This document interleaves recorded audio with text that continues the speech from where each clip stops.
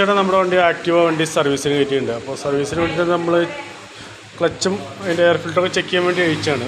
അതിൻ്റെ ക്ലച്ചിൻ്റെ ഭാഗത്ത് വേറെ കുഴപ്പമൊന്നുമില്ല. അത്യാവശ്യം നല്ല രീതിയിൽ പൊടിയും കാര്യങ്ങളൊക്കെ ഉണ്ട്.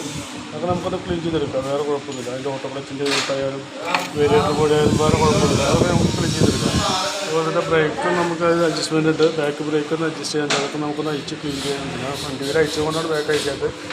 അപ്പോൾ അതൊന്ന് അയച്ച് ക്ലീൻ ചെയ്യാണ്ട്. പിന്നെ അതുപോലെ തന്നെ എയർ ഫിൽറ്റർ നമ്മൾ ചെക്ക് ചെയ്യാൻ വേണ്ടി അടിക്കാം. എയർ ഫിൽറ്റർ നല്ല ഫിൽറ്ററാണ്, അത് ക്ലീൻ ചെയ്തെടുത്താൽ മതി. വേറെ അതുപോലെ തന്നെ മറ്റായാലും വേറെ നിലവിൽ വേറെ കുഴപ്പമൊന്നുമില്ല. അതൊക്കെ നമുക്കത് ക്ലീൻ ചെയ്തെടുത്താൽ മതി, വേറെ കുഴപ്പമില്ല. അതുപോലെ തന്നെ ഫ്രണ്ടിലോട്ട് വന്നു കഴിഞ്ഞാൽ ഫ്രണ്ട് ബ്രേക്കിൻ്റെ കേബിളുകളൊന്നും വേറെ കുഴപ്പമൊന്നുമില്ല.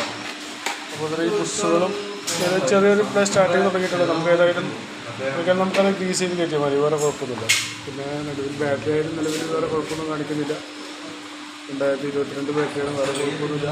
ഷെൽഫും കാര്യങ്ങളൊക്കെ വർക്കിംഗാണ്, വേറെ കുഴപ്പമൊന്നും കാണിക്കുന്നില്ല.